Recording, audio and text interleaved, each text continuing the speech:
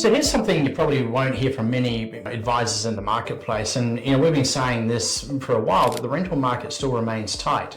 The latest vacancy numbers still show that there's a little more rental stock sort of coming into the market and becoming available, and obviously that's something that we're watching closely. But I guess at this stage, the broader picture really hasn't changed. Vacancy rates are still very low. Rents are still starting to continue to rise over time. And I guess if we start to see that a little bit more consistently over the next couple of months, then, that's something that we would probably reassess our full view on. But the word correction is something that just seems to have been doing a lot of work in the headlines lately, right? And I think that, this can trigger really the wrong behavior from investors. It can encourage investors to think about their portfolios in more binary terms.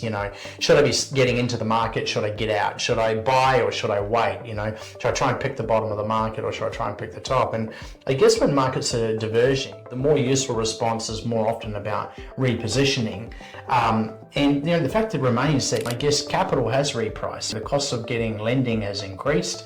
It's probably going to stay that way for some time. And it's been like that for probably a while now, interest rate environment in particular. Yeah.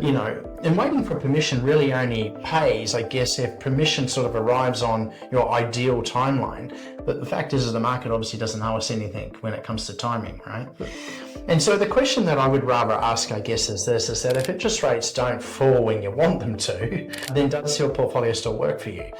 And I guess if the answer sort of depends on a forecast, well, that's a very different position from a portfolio whose income, serviceability and asset selection already stand up today, right?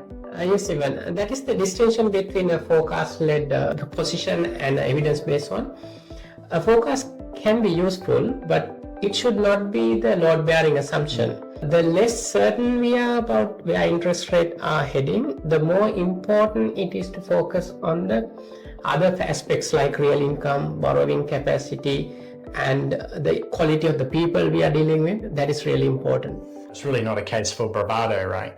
And it's more of a case, I guess, for removing assumptions that ultimately you do not control. There are things that are within your control and there are things that are outside of your control. When it comes to a portfolio, you cannot control the next RBA decision. You cannot control whether interest rates go up or interest rates go down. These things are completely out of your control, right? But ultimately what you can control is the way that your debt is structured inside your portfolio and the way that your position has been stress tested within the portfolio and the evidence that you would demand from the actual portfolio asset itself, right? Yeah, the discipline we make. Absolutely.